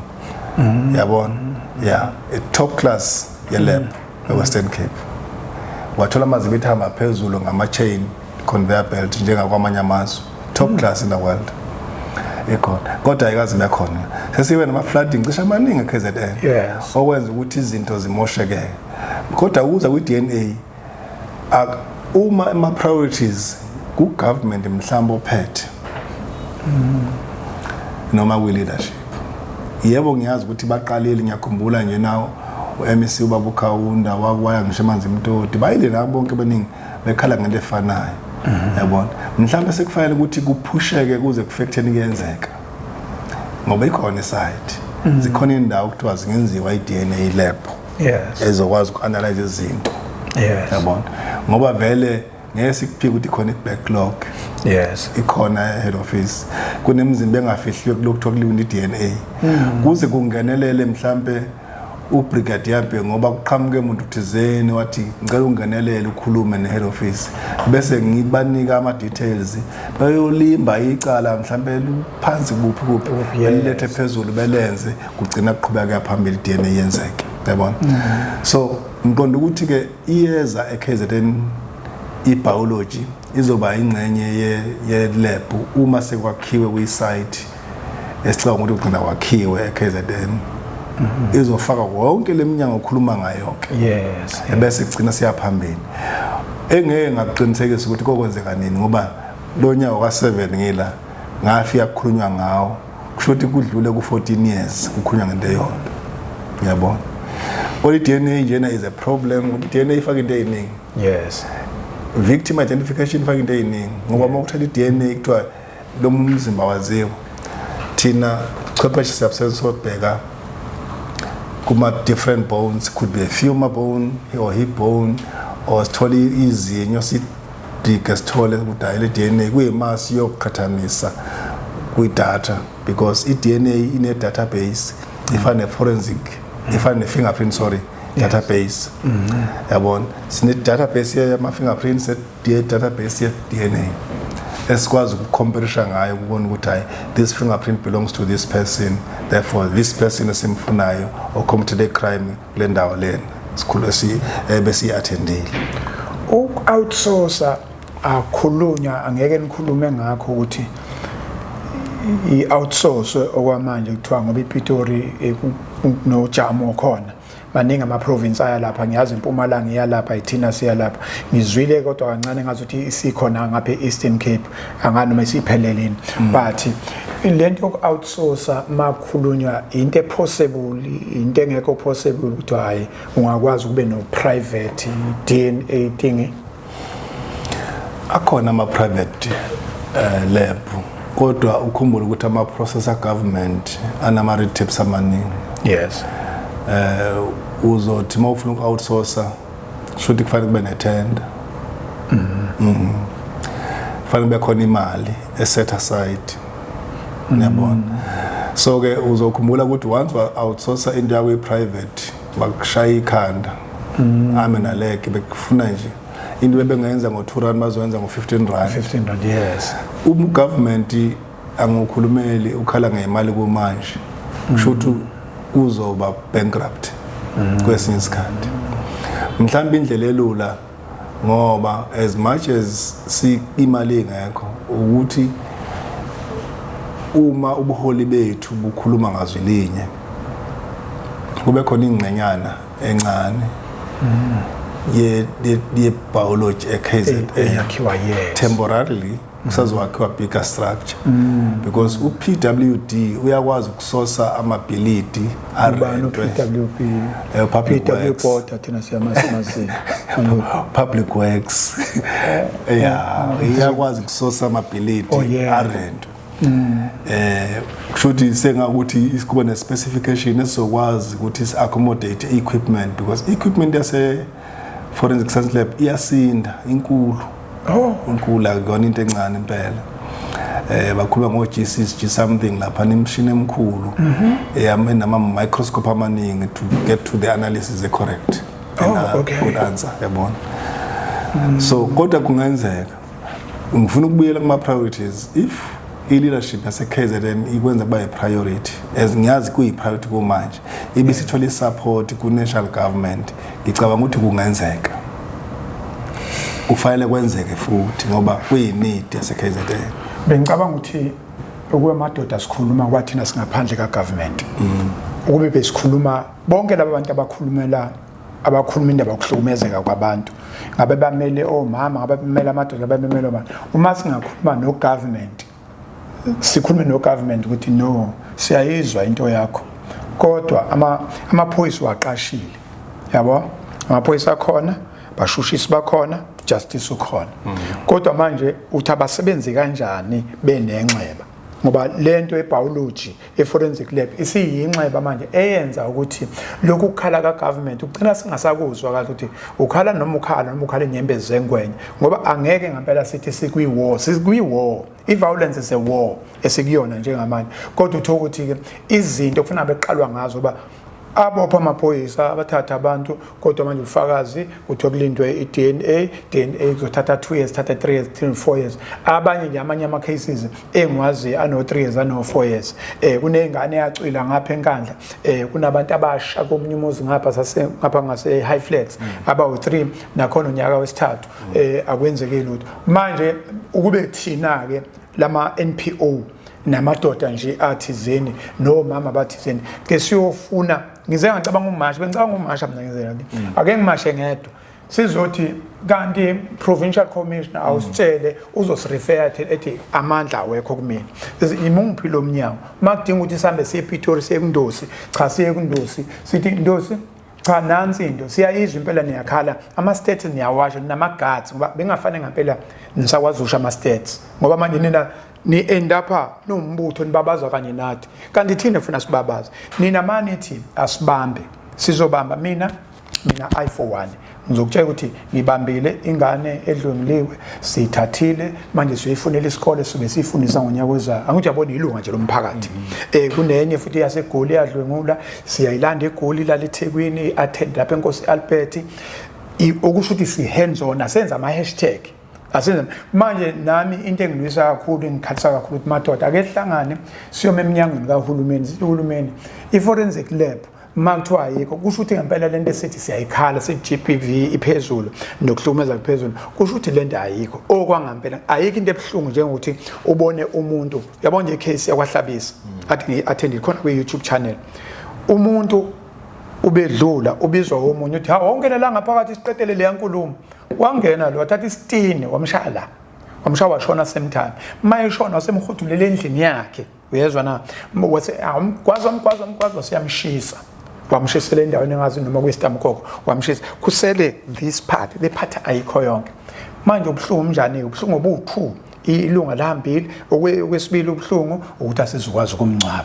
yabo okwesithathu lo muntu uzogcina ephume phambili ngenxa yolibofuzo ongakabuyi namanje ayibolonto so izona zinto lezi ezingikhalisa ngempela ukuthi makuthiwa si serious sizinsizwa singobaba singakhulumeli ukuthanda ngoba ezinye zezinto esizenzayo lama mashi esiwenzayo senza ama hashtag abanye bafuna ukwaziwa abanye bafuna ukuduma bedume ngani ngenyembezi zabantu abantu mabekhala asikhuluma into abangempela sivume ukuba babi kwabanye abantu abakubona ngathi siyaba attack kanti attack umuntu lento ye-forensic lab usungchazele kahle mfowethu wayichaza ngayizwa ngiyayibona uthi miphi okwami ukuthi nje uzongibona lena ngizomasha ngePitori ngedwa hayi ukuthi ngifuna abantu ngimasha ngedwa ngifike ngisho ukuthi lento lena ngempela yasicindezela okugcina ama-fingerprint mfowethu abantu banama-fingerprint siya kuphi masifuna phele iminyaka emingakayanani before bese ngiyakuphi ma ngiyocela lo shwele izinga laleyo mnyaka lideterminwa yini ngantshontsha usweet ngaboshwa ngadubula umuntu ngaboshwa ithini into awubeka umuntu lapho onama fingerprint angcolile bese utshela izingane ukuthi ama fingerprint aziwavikele kanjani ngoba avala kuba ama fingerprint akha kancolo ngaba kukho la mhlambe bawumsole ngifuna yabona lo khulume ngaye crime scene yes la umuntu eshaya nge-16 yes i-crime scene leyo shuthi yabona khona abayibiza i-triangle principle manje investigation i-scene or accused no victim That is triangle principle. Yes. Investigate. Khona into abayibiza nge-lockout principle ukuthi where there is contact there is trace. So lana uyazi mawuqala nje uthi ubiza umuntu thatha isitini wamshaya ngamanye amazwi sibambele isitini wasishaya kuloya. Yes. Na sawa phansi isitini. So kuna 2 DNAs lana. DNA yami uthi ngisibambile i-DNA kalomuntu oshayiwe engale sawa phansi. Uma ngizokwenza i-process crime scene ise fanele ngiprocess lesistini ngibheka i-DNA la ukuthi khona kabani nekabani. Uma ku possible ngibheka ukuthi akhona fingerprint la. Ukuqala lokho. Okwesibili khona abantu ababiza i-blood spatter investigation. Umshaye emi kuphi. The first spatter segazi isona sikutshela ukuthi ubemi kuphi. Spatter wawa beqhasha lathi igazi. Futhi maqhasha igazi lethi shothi ubemi la wamshaya lapha malathi igazi. Yes. Sesine position la ibemi khona. Yabona? Yes. Sesiyakwazi ukuthi uma lo eshawe la possibility ukuthi lo ubemi la akhona bemi ngapha. Yes. Siyayihlanganisa manje crime scene. Yes. Kuleli system kunegazi. La lo muntu lo shayiwe. Esimaziyo ukuthi ubhemi. Yabona? Yes. Noma sengawumshisa kodwa vele lapha i-trace sikhona ukuthi lo muntu oshiswe lapha ya ubhemo. Into sesidinga lapha ya kulo mzimba sotholile elinye igazi elizoba i-control sample ezizolimesha igazi lesi system. Sesiyahlanganisa ukuthi hayi kune relationship igazi laphi leli la. Sesiyazi ukuthi with the same person lona ke. Yabona? Sekuyasinika idea ukuthi noma senza i-statement i-report sihlanganisela umuntu ozobo osekufanele manje verify manje ukuthi ngempela umuntu oshayela washona ubhemu. Yes. Sekuzoba i-DNA manje. Yabona? Esoyithatha sesiyilinka sikhiphe igazi i-DNA sesiyoyilinka nengane kabhemu. Noma nobani kabhemu. Yes. To verify ukuthi is a family. Yabona? Sithi must advise amaphoyisa ethu ngoba lento iphathi forensic awareness iphathi umsebenzi wami nganje kanjani. Yes. Uthi kukhona ama case okufanele kubhekele ukuthi siyawa prioritize ngoba lapha kufanele ngcwatshwe. Yes. Kushuthi asiliniki priority. Angcwatshwe lo muntu kuvala i-page or i-chapter ukuthi siyazi ushawo umsweli washona. Msweli useboshiwe vele umsweli uyahlangana nesitini isitini siyahlangana nobhengu ubhengu uyahlangana nomzimba otholakala lapha nehlathini washiswa. Then the case is closed. So uma wenze the call ukuthi ngicani le case ni prioritize because kukanje kanje akhona ama case ongathi uwadreka kancane. Yes. Noma ungawadreka ngoba ufuna ukuthi alidefeat.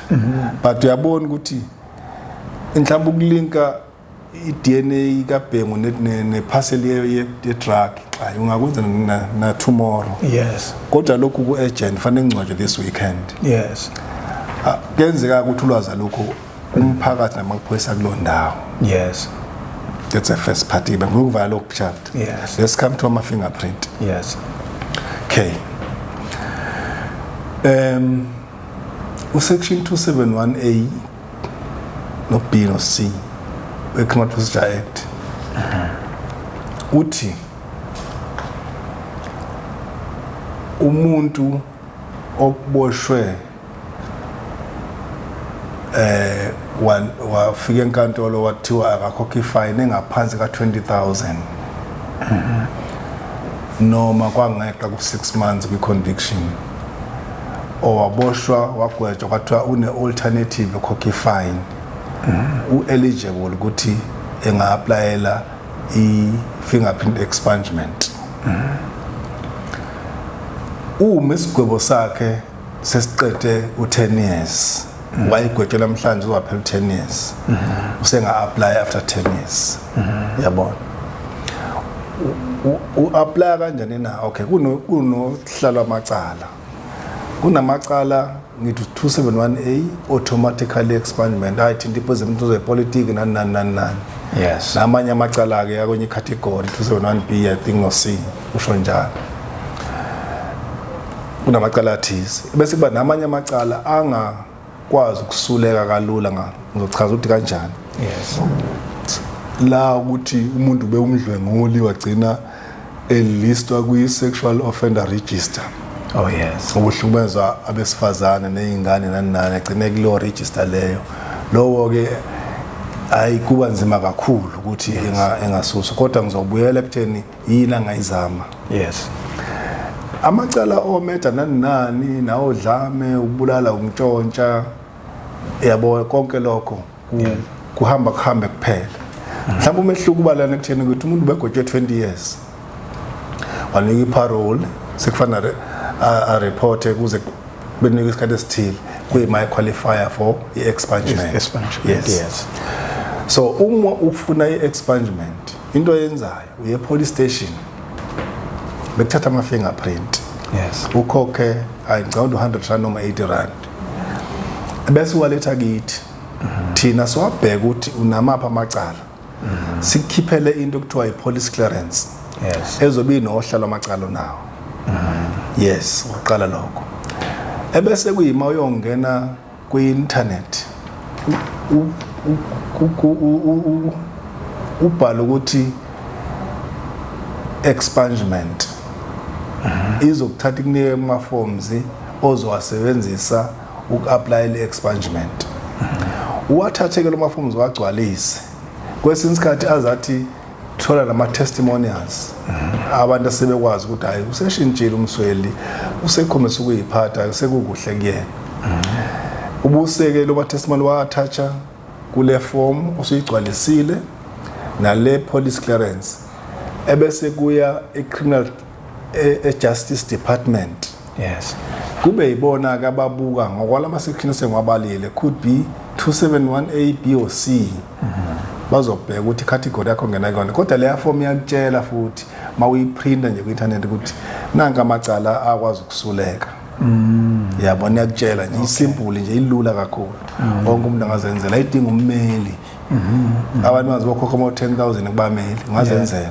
yes kodwa mawudlula police station yes ebese ki-justice ke ibothi hayi cha lo muntu use rehabilitated usephendukile asesona isigebengu bese bethi hayi besho kithi ke ngoba yithi siphethe ama-record khumbule ngithe criminal record and crime scene management yes yile siwaphethe ama-record kusho ukuthi zonke into ofuna uzokhipha ingoma nje uyikhipha la ma-record yebo zonke igebengu yes ezake zaboshwa eMzansi zila kuthina yes kodwa hayi lelo office leli yeah yithi sithi oh hayi ujustice uyavuma ukuthi lo muntu singamsusa athi ngiyacela msuseni bese singena ama-record akhe sikususeke siwasusa ama-record thina siwasuseke bese kunika certificate hayi ke Ayanda Msweli hamba ufuna itoho usu right but nakhe ngifuna ukuveza lapha ama-criminal record awayona i-death sentence awayona death sentence abaqashi iphutha abalenzayo bathi mabebona ama-record bese ukuthi isigebengu bekhohlwa ukuthi usu rehabilitated waba wenza ubugebengu yes because akubona bonke abantu esithi izigebengu khona abantu abayizigebengu nabantu abenza ubugebengu yes noma bayithola sebesebugebengweni njengalokho bengisho ukuthi uyithola usubulala unkosikazi kade kuhlukumeza ungavikelwa amaphoyisa nomphakathi abantu behleka ama-motor report ugcina ubulele ubungazi yena umbulali ugcina usuboshwe njengesigebengu yes so ke abaqashi benza iphutha ukuthi bethi wonke umuntu isigebengu bayabe samthemba behlule ukubheka ukuthi was this a disloyal or not dishonest actions uyabona eyenza ukuthi ungaphinde uthenjwe inkampani ukuzontshontshwa imali la yes noma yini ngeke ukuthi ngashaya nje umuntu bese kuthiwa angaphinde ngiqasheke ngoba sasilwa mhlambe yena ngoba nenhlanhla wabika icala ngagwetshwa ngawo yena wangagwetshwa yabona bese kuthiwa ngeke nguthola umsebenzi so ke ayasuka ke yonke lo ma fingerprint ma uapply ngalondlela yabona bese kuthi leli lingasuki la ungayithola khona ioption ye fine yes ufika ukuthola futhi ipolice clearance ufaka ama testimonials ukuthathe kuye Justice Department ukusa ngaphansi komthetho OJ u84J we constitution la esithi umongameli uyena ofanele akucabangele ukuthi akuthethelele okungaba i-presidential pardon ukuthi athi hayi man yebo Msweli cha siyabona kodwa hayi usekhulile manje ngeke sayiphinda lento awuthi simnike ithuba ahambe ilapho okungafaka khona ke mhlambe uma wenzekile wangena kwi-sexual offender register ngoba kukhona abantu ababoshwe ngokuthi badlengula kanti badlengula ngasemajele yes agcine ngene kuleya offender futhi mawusuphumile uthi mawusuyibeka indaba yakho ngempela cha ukuthi hayi kahle kahle ubhengu wayengahle bengulanga uselapho nje ngoba khona icase ekhona bethi lo waboshelwa irape kushuta ngazi noma senze appeal yasenkantolo wayebugojwe 20 years anganomhlale 6 months noma uhlale a year wasenkantolo ethi no kushuta emva kwe-appeal ngabe appeal manje lo muntu uboshwe wrong noma ama-fingerprint akhe ikhona into ethi engakwazi ukuthi ke ngale ncwadi yenkantolo ethi no lalingekho icala la hayi ukuthi iparole lalingekho icala uyakwazi ukuthi athathe leyo ncwadi naye angene ekutheni into yakhe ngabukwa manje noma izobukwa after 10 years no angithi ke there's two processes khona guilty enkantolo no not guilty uma nje inkantolo ithe not guilty kwena namhlanje thina within 30 days fanele siwasusa ama record akho uma kodwa ke nanku mehluko mina njengo criminal record enkantolo angikho enkantolo yes khona umseshi wakho yes umseshi wakho fanele into yakhe ayilethekime hayi Msweli inkantolo imkhiphe phambili nanka ama result of trial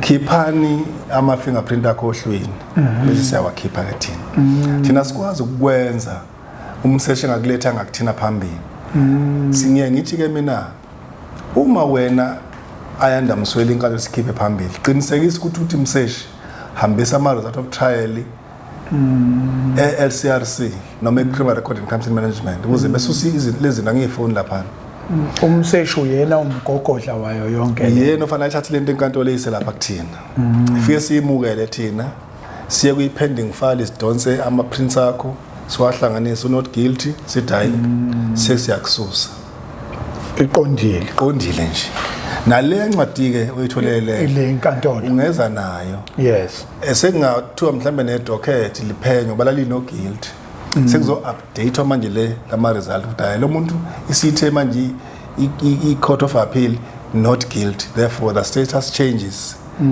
akasekho guilty seku-not guilty asiwasuse ngama-fingerprint akhe mangazwene nomseshi amsolo kuphazamisa umseshi wamazwene kahle ngiyafuna ngiyiphethe lento umseshi ungishonisa le ungishonisa sekunesikhathi ngilindile ngenza njani siphi next step ngiyeke umseshi angithi ngithi kubantu i-police station e-district la iphethwe khona manje umseshi bashonisa le yakumphathi station yes ngenze ukuthi nayakazi yakwe-district yabona abantu ke ngenhlanhla eKZN ubhengu bayamuzwe ekhuluma okhosini yes ngize ngibanike i-email address ngithi nansi i-email address why ngibanike i-email kulula ukuthi ngibuye ngiwafunda ama-emails ami yes kunokuthi ungifonele fonele kanti ngise-meetingini ngiyabona ngizokuphendula zothi ngiyazipha kanti i-email ma uyibhalile iletha yes ngizoyifunda ngikuphendule ngize ngicela ngithi fika la kimi kuleli office ekulekelela kuke kube nama-queue lapha baba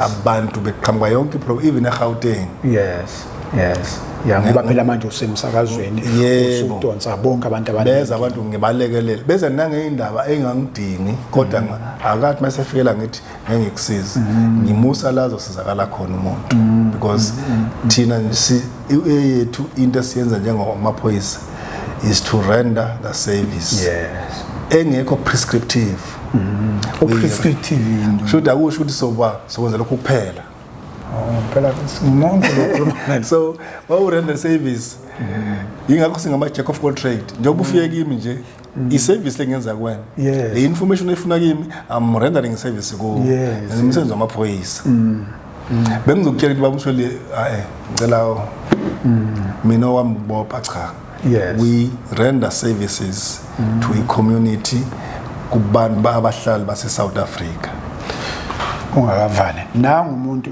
uthe makufika ushanela ike yaba khona lento encindezi kwathi makufika ushanela mhlawumbe ngo2011 angazi into babenza kanjani utho ukuthi itekisi ihamba ngomzilo wrong bese kuthi ukuthi kuzoboshwa udriver uzothatha ama fingerprint kuzoba no driver manje uzothi yazini ngangiboshelwe ipermit mina anginayo itekisi mina ngumshayeli manje angikwazi ukuvuselela iPRDP enze njani lo mshayeli surely sekwadlule enkantolo kwaphela neminyaka ngiyacabanga kodwa yabona baba Msweli inkinga yethu iyakhulazi abantu abamnyama bengangizwa kabi siyafuna ukushesha siphume enkingeni kanti lokho kuyasilimaza kusasa angikwenze isibonelo uboshelwa ukuthi uthola uphuza kwi-public bese kuthiwa khokha ifine awuphoqele ukhokha ifine ungakayi enkantolo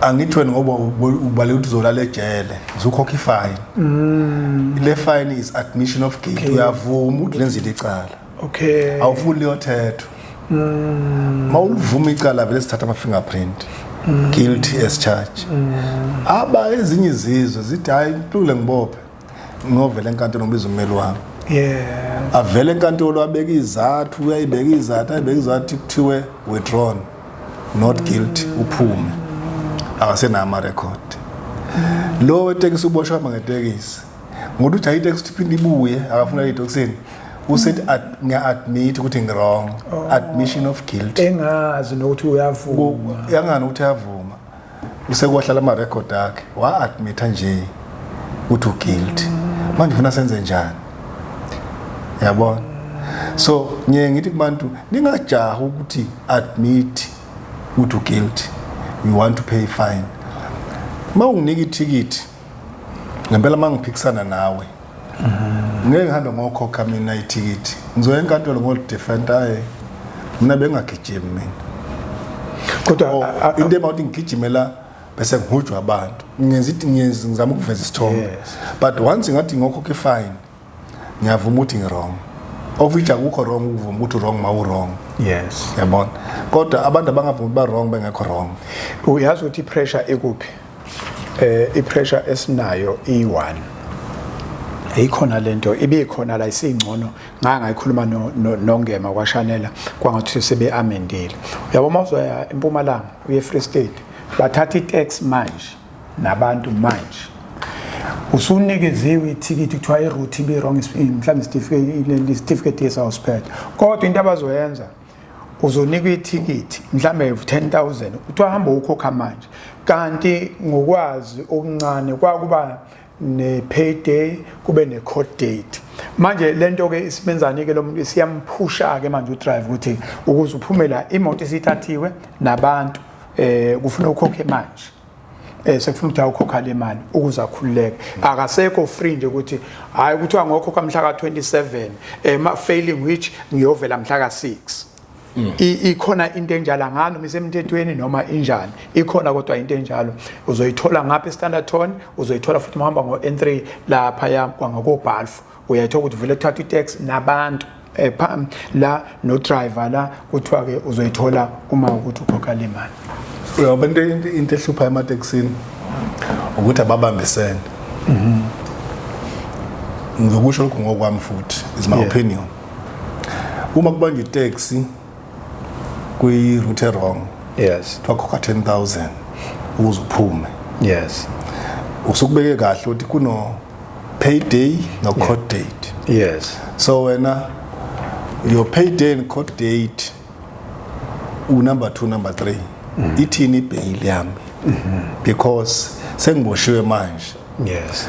Kusho ukuthi ummeli wami noma ummeli wethu emateksini aka engage athi I want my person to appear before court now. Ngifuna ukwaphela ibail. Ngoba mina ngikwazi ukukhuluma mina ngisiboshwa. Sengidinga ummeli manje uzothi hayi umuntu wamakavele enkantolo ngosuku lokuthi imnikeni ibail. Ithini ibail? Ngiba sengifike kuyifine ka 10,000 nje. Ngikhokha ibail. Ngikhokha ibail. Ayima ngikhokha ibail kusho ukuthi ngithi le khumbi yami ayiboshwele ngaphandle. Yes. Nami ngiboshwele ngaphandle. Yes. Siyohlangana osukwini lenkantolo. Ukuze inkantolo ingigwebe. Yes. Ngoba uma ngikhokha lo 10,000 ngiyavuma ukuthi nginecala. Admission of guilt. So the bail hearing ayivele phela ukuthi no ndoda ungafuni ukukhokha le 10,000 ufuna ukulinda usuku lecala unelungelo lokuvela enkantolo for a bail application. Yes. Then you must be given a chance ukuthi uyovela khuluma ngebail. Africa my continent, Africa my home. Ngiyathemba ukuthi South Africa nidle amaningi esakeni. Lento ithinta u16 days, ithinta impilo nje, lento ezothinta basiya kwi festive season. Ngicela lakho lokugcina ngendaba okuphathisa izingane. Ingane ena 10, ingane ena 8, ingane ena 5, uphathisa izingane. Unishe abantu abaphathisa izingane bazikiwa emaholidini. Thoke ingane suka ngaphi ya ngapha akasekho ozoyimukela udrive soneni wengane. Sengivala wenongalo. Ngifuna uqala ngikubuze lo mbuzo. Angithi usuke emakhaya. Unenduna? Yes. Unenkosi? Yes. Kune police station lapha ngakini? Yes. Ikhona yini into lapha ngakini ethi umuntu owayeboshiwe wayesereleaswa ngeparole uthe mayefika endaweni nazi ukuthi usebuyile endaweni? Akaze ayikho. Ilahleka lapha enye into. Isiboshwa siyiclient yamaphoyisa.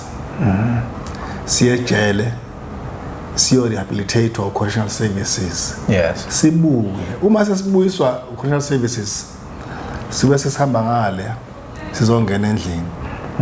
Uyolokhu ubona imoto yase correctional services zokuzomcheck awazi umuntu ubuye nini. Uyoze wazi mhlaba bambe enye ingane la noma buya lo munye umuntu la. So kuzofanele siyibheke lento ukuthi ama parolees I hand over back in my police station, I hand over back baholi bomphakathi ukuze kube abaholi bomphakathi abazokwazi ukuqhubeka nokumhlumelisa isimilo. Ngoba ijeselwenzi lo msebenzi manje sesemphakathini. Yes.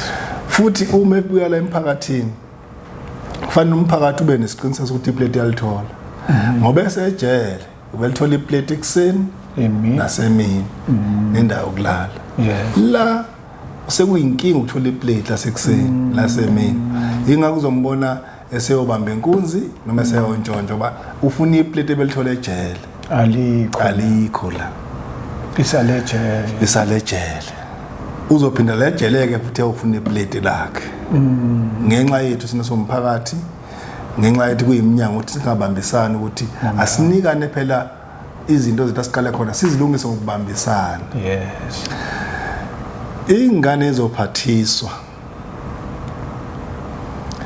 mzali ophathisa ingane nozoyimukela akuthi mawusufike rank thatha number plate yemoto. Yes. Negama lika driver. Yes. Nanokwazi isikhathi udriver athi ngizofika ngaso emandeni mangisuka eGoli. Yes. Ukuze mangifika emandeni ingane ngiyinike umuntu osemile inamba yalophathisayo ingane nenamba yalomuntu ingane yakuyena ayibe ku driver qinisekisa ukuthi wena ukuphathisa ingane uma udriver esebenzisa airtime yakhe umnika imali airtime yokufonela phela lo yamuntu sesifelwe imoto nalo yamuntu sesifelwe imoto sesizoyishintsha le moto sihamba ngayo ingane siyifaya kwenye imoto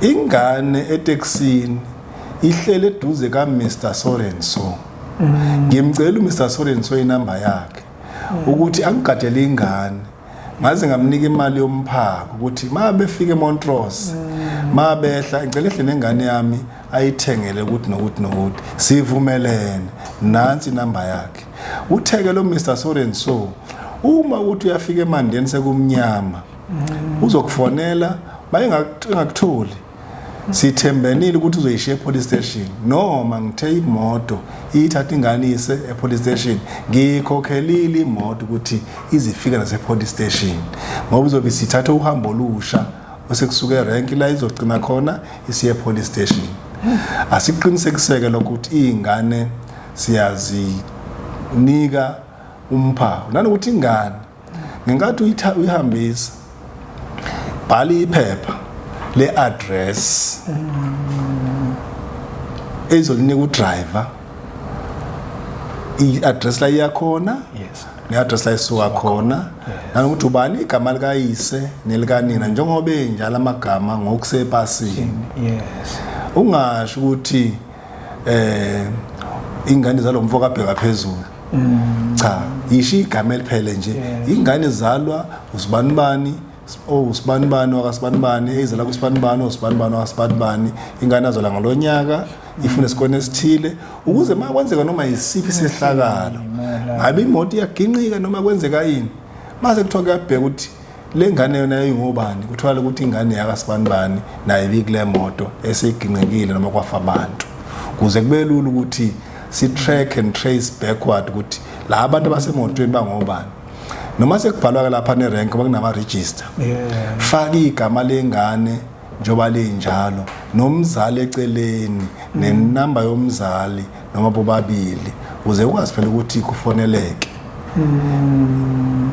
kulokho kosilekela ukuthi ingane noma ilahleka noma kwenzeka yini emgwaqweni ngoba ngeke sazokwenzeka yini kodwa sithola ukuthi lona ubani wakabani ngokujwayelekile masenze uphenyo thina shawuthola kusethafuleni kune DNA yakho la DNA yakabani la uma senze uphenyo sesifuna ukubheka ukuthi ubuhle tuzokabani ngokwe DNA izosilinga sobabili izosho ukuthi undodakazi behleli ngale ayibe ngekho bani lapha mase lokho siphenya sesenza lento kuthiwa i3D investigation sikwazi ufuna ukuplace abantu ngokwezihlalo zabo nalana kwi register fanele abantu beplacewe ngokwezihlalo eTexini ku France City uSipho Bhengu France City duze ka driver duze kwewind second city from ewindini kuza ngapha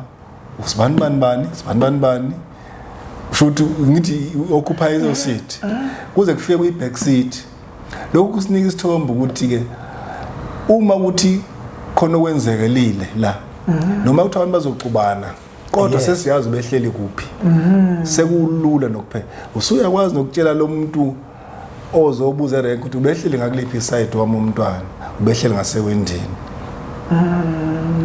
so allocation of seat kufanele kube khona njengoba kwenzeka ebhasini u-allocate seat ebhanweni u-allocate seat kazi ukuthi bhano maliwa bekukhona usibanibani ku seat number bani ABC naseTexini ngenzeka kanjalo nasemabhasini ngenzeka kanjalo ngiyabonga ke Ayanda Msweli ukunginika ithuba mfowethu ukukhule njalo hayi mfowethu ikhulu podcast yakho mfowethu ngiyabonga cha impela mfowethu angibona kakhulu Africa my continent leya background uyabona njengamanje iyasho ukuthi uqweqwe bangempela kulona uqweqwe nje sikhuluma nje kuyofuna ukuthi siqhubeke ngoba yabona ngifundiswe okunye ukuthi iallocation nje nami ngigibele flight ngiyaze nganayo nokuthi sigibele ABC1 hayi ngidlavula ngasewindini uyabona sekufuna amasilekelele embonini kudwetshwe kwabusha iregister ezo accommodate lenkulumo ngoba ngicabanga ukuthi ayikafiki kodwa ngizothatha lo piece